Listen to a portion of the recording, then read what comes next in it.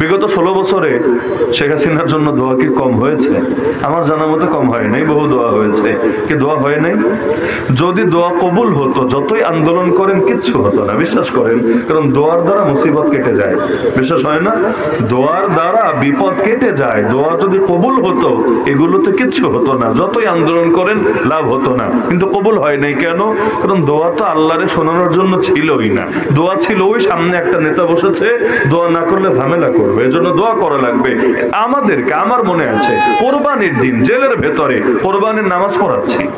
এখন নামাজের আগে সবাই এসে জমা হয়েছে, টুকটাক বয়ান করছি। ওই জেলের মধ্যে ওই আলাদা করে মাঠ তো আর নাই, বারান্দার মধ্যে বিশাল লম্বা, মানে যতদূর পর্যন্ত বারান্দা আছে জমে জমে জমে জমে একসাথে সব আলেমরা তালেমরা বসেছে। তা আমারে উঠিয়ে দিয়েছে, মাওলানা নামাজ পড়ান। তো নামাজের আগে কথা বলছি, এর মধ্যে জেলের এক কারারক্ষী একটা চিরকুট নিয়ে এসেছে, এসে বলল, হুজুর জেলার সাহেব দিয়েছে। আমি চিন্তা করলাম জেলার সাহেব দিয়েছে, তাহলে কি লিখেছে দেখি। এখন ঈদের দিনও আমাদেরকে ঈদের নামাজ পড়ার অধিকার আদায় করতে হয়েছে অনশন করে। সকালে সবাই অনশন করেছে, খাবার দিয়েছে, কেউ খায় নাই।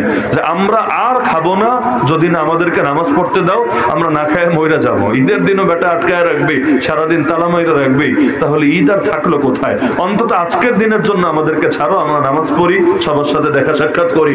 আন্দোলন করে আদায় করতে হয়েছে। এর মধ্যে জেলারের চিঠিতে লেখা আছে, হুজুর আমাদের জন্য, জেল কর্তৃপক্ষের জন্য দোয়া করবেন, সরকারের জন্য দোয়া করবেন, অমুক অমুকের জন্য দোয়া করবেন।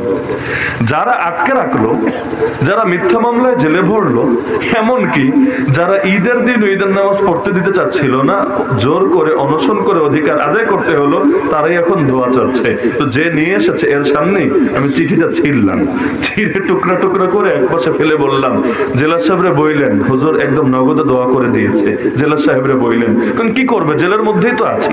জেল থেকে তো আর এই ভয় নাই যে আবার নিয়ে জেলে ভরবে, জেলের মধ্যেই তো আছি। তখন বাইরে থাকলে ভয় থাকে যে নিয়ে জেলে ভরবে, আছেন জেলের ভেতরে, এখন আবার কিসের ভয়? এজন্য বাইরে যেই কথাগুলো বলতে আশঙ্কা কাজ করে, জেলে কোনো আশঙ্কা নাই, কারণ এইটাই জেল। আপনারা আর নিবে কোথায়? এখান থেকে নেওয়ার অন্য কোনো জায়গা তো নাই।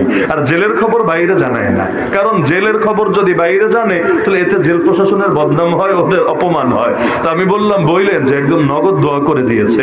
তো বেচারা পরে গিয়ে আর বলেছে কি বলে নাই তা জানি না, এবং আলাদা রিয়াকশন হয়েছে কি হয় নাই তাও জানি না। তো বলছিলাম যে দোয়া তো অনেক সময় এভাবে চাপ দিয়ে আদায় করে। ঢাকা শহরে এক নাস্তিক যে নবীরা গালি দিত, পাবলিক মেরেই ফেলেছে, ওই নাস্তিকের জানাজা পর্যন্ত পড়াতে বাধ্য করেছে এক হুজুরকে, এটা বলে না হলে জঙ্গি মামলায় জেলে দিবে। চাকরি তো যাবেই, জঙ্গি মামলায় জেলে দিবে।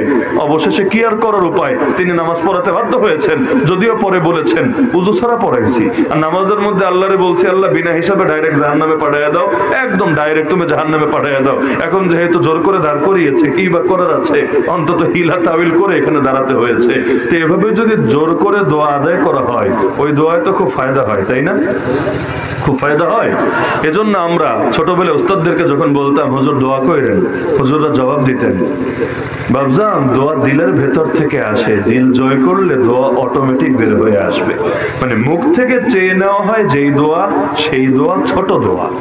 আর যদি আপনি কারো দিল জয় করতে পারেন, ওই যে দোয়াটা বের হবে, ওই দোয়া হলো বড় দোয়া, ওই দোয়া হলো আসল দোয়া।